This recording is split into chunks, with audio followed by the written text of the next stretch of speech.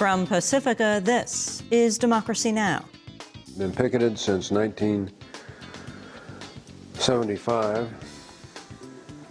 My office has been blown up. We have had 4,000 people arrested outside my office in 1991. In 1993, I survived an assassination attempt. From August of 1994 until March of 1997, I was under daily U.S. federal marshal protection. Dr. George Tiller. He was shot and killed at his church Sunday in Wichita, Kansas. Police have arrested an anti-abortion activist in connection with the murder. Today, we look at the life of Dr. Tiller with the 5 women who worked alongside him to uphold reproductive rights. We'll speak with 2 women doctors who fly into Wichita every month to work alongside him performing abortions. 2 of the attorneys who defended him through the years of legal harassment, one in Wichita and one in New York. And Ellie Smeal of the Feminist Majority Foundation knew him for more than 20 years. We'll also play excerpts of a recent speech he gave about reproductive rights. All that and more coming up. Welcome to Democracy Now!, democracynow.org, The War and Peace Report. I'm Amy Goodman. General Motors is filing for Chapter 11 bankruptcy protection today in what's expected to be one of the largest and most complex bankruptcy cases ever. The bankruptcy filing caps a remarkable fall for the 100-year-old company, which was once the world's largest car manufacturer. Under the proposed restructuring plan, the U.S. government will invest another $30 billion in GM and take ownership of 60% of the company. The Canadian government, a union health trust, and current bondholders would own the rest. The restructuring will result in the loss of 21,000 more jobs, the shuttering of at least 12 factories, and the closing of 2,600 car dealers.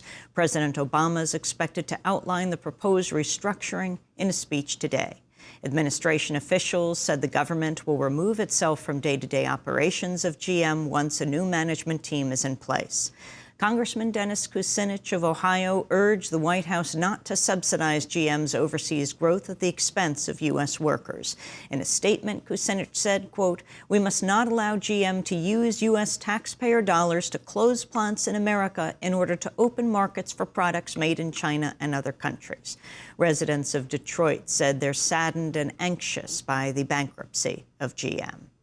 They're all scared. I mean, you know, their day-to-day existence is depending on this. I have a brother who's a contract worker for GM, and he never knows from one day to the next if he's going to have a job. My next-door neighbor's son works for GM, or used to, found out that his job was eliminated. And, I mean, it's scary. Meanwhile, in other auto news, a federal judge has cleared a path for Chrysler to get out of bankruptcy by approving a sale of most of the company's assets to a new entity to be run by the Italian company Fiat. In Kansas, police have arrested a 51-year-old anti-abortion activist in connection with the murder of Dr. George Tiller. Tiller was shot dead Sunday as he attended services at his Lutheran church in Wichita.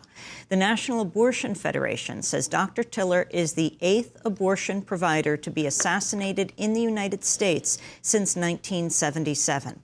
President Obama said he is shocked and outraged by Tiller's killing. U.S. Marshals are now being deployed to protect women's health clinics and doctors across the country. We'll have more on the story after headlines. A new report by the Global Humanitarian Forum estimates global warming is causing more than 300,000 deaths each year. The report is considered to be the first comprehensive study of the human impact of global warming. The Global Humanitarian Forum is a think tank headed by Kofi Annan, the former UN Secretary General. If emissions are not brought under control within 25 years, the organization estimates 310 million more people will suffer adverse health consequences related to temperature increases. 20 million more people will fall into poverty, and 75 million extra people will be displaced by climate change. President Obama's announced plans to create a White House-level position of cyber czar to coordinate and oversee federal efforts to improve network security and response to cyber attacks.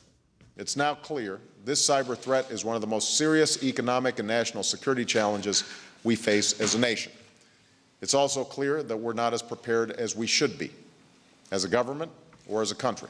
Obama also said his administration would not dictate cybersecurity standards for private companies and that he's committed to protecting the privacy of Americans. Our pursuit of cybersecurity will not include, I repeat, will not include monitoring private sector networks or internet traffic. We will preserve and protect the personal privacy and civil liberties that we cherish as Americans. Indeed, I remain firmly committed to net neutrality so we can keep the internet as it should be, open and free. Meanwhile, the New York Times reports the military is now spending billions of dollars hiring defense contractors or so-called hacker soldiers to help wage cyber warfare. Nearly all of the largest military companies, including Northrop Grumman, General Dynamics, Lockheed Martin, and Raytheon, have received major cyber contracts with the military and intelligence agencies. Pakistani forces have retaken the city of Mingora after a bloody clash with Taliban fighters. Mingora is the main city in the Swat Valley.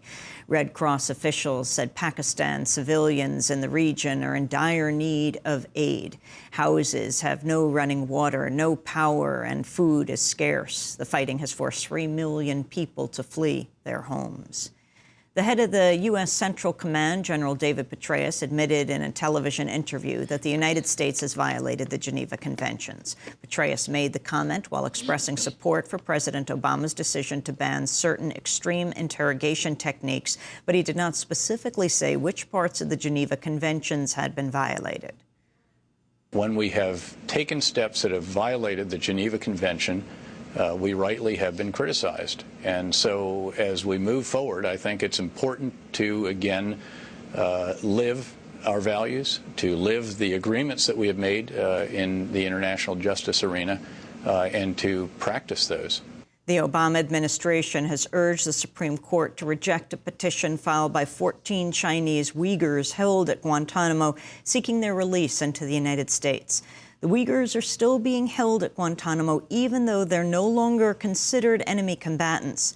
In a brief filed Friday, the Obama White House backed the Bush administration's claim that the court does not have the power to order the Uyghurs released into the United States.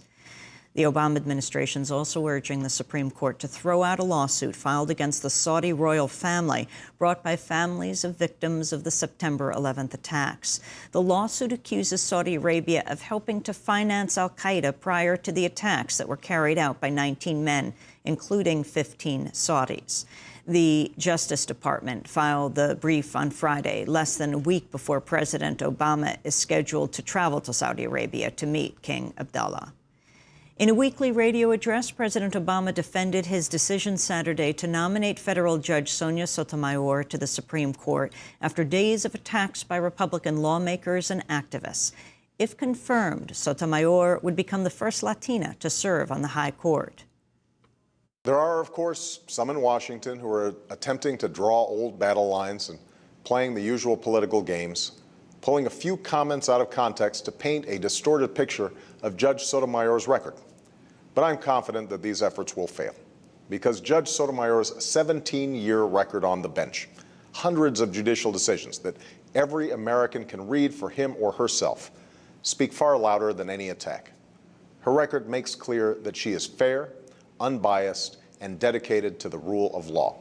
Over the past 5 days, several high-profile Republicans have attacked a 2001 speech by Sonia Sotomayor in which she asserted that as a Latina woman, she would offer wiser judgments than a white male judge in some cases. Last week, talk show host Rush Limbaugh accused Sotomayor of being a racist.